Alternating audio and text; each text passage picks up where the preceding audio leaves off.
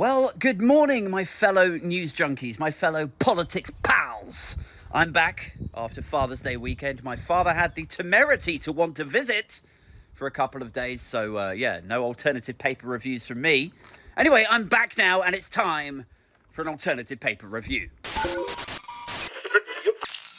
First up to the Daily Express this morning. Banking giants' dire warning on Labour pledges. Now, this front page is something of an anomaly because it's a front page that actually tells us two stories. Are you ready? Story number one is that some pinstripe-suited, double-braced, caviar-gargling fat cat on the 100th floor of the HSBC Canary Wharf building is warning their clients that if Labour raise the minimum wage to a level that actually reflects the costs that the general public are being saddled with, if they do that, businesses might incur slightly higher costs. I know, what a scoop. That is story number one, the revelatory observation of Elizabeth Martins and Emma Wilkes of HSBC, who suggested a higher minimum wage could increase costs. It could result in company inefficiencies. It could result in unemployment, they say, because if you have to pay an extra £1 an hour to Sandra, maybe you can't afford to keep Sally on as well.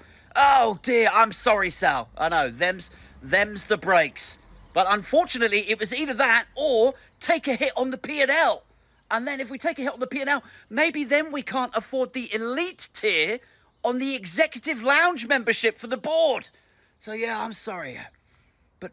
Bye-bye, Sally. So anyway, yes, that is the first story that this front page is telling us, is that a couple of people in HSBC are worrying, are speculating that if Labour implement a living wage rather than just a minimum wage for some companies somewhere, if their board are forced to choose between over here taking their huge dividends and their corporate getaways to the eyes wide shut parties, or over here paying their staff fairly in a way that ensures that they don't have to eat garden weeds for dinner, that those corporations, in spite of their well-documented, compassionate capitalist values, may behave selfishly. I know.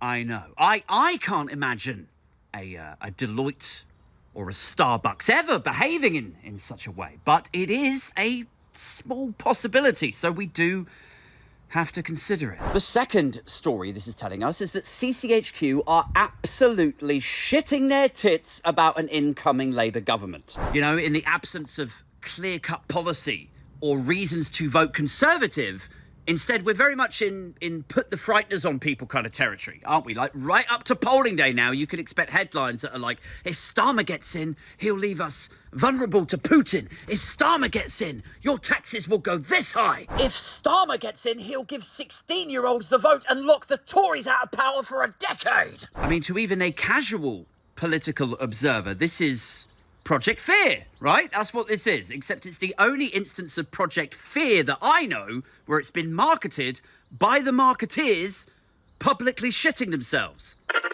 Prince Andrew's a nonce-burger.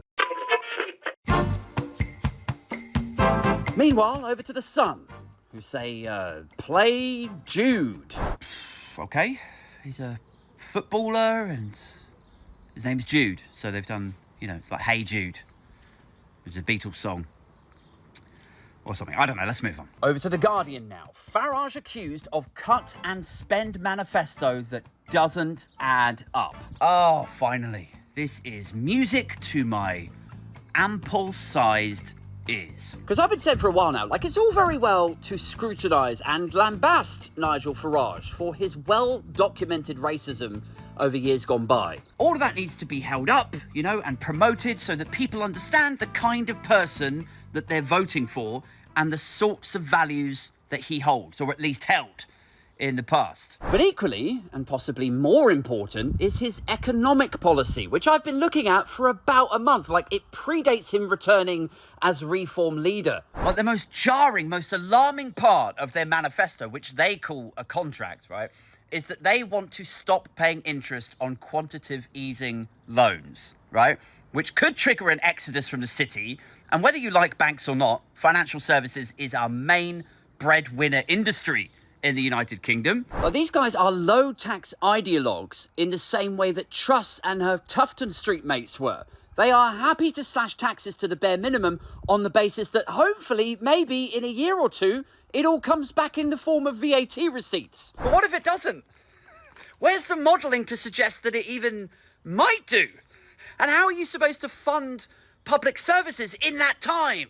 You know, and also, if you give most working people £400 extra in their wallet every month, what does that do to inflation?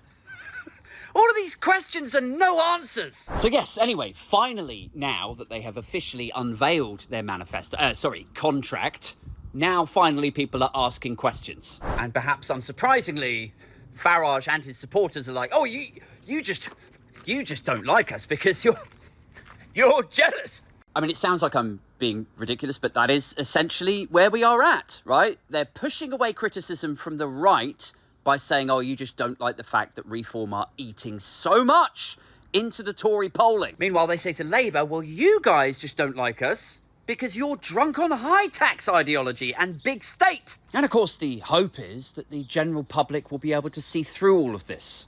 They'll look at Farage and they'll say, well, hang on a second. You say you're going to stop paying the interest payments on these QE loans. But even if you did do that and it didn't trigger the financial sector chaos that everybody credible says that it would do, even if it still wouldn't give you enough for these tax cuts. So where is that money coming from?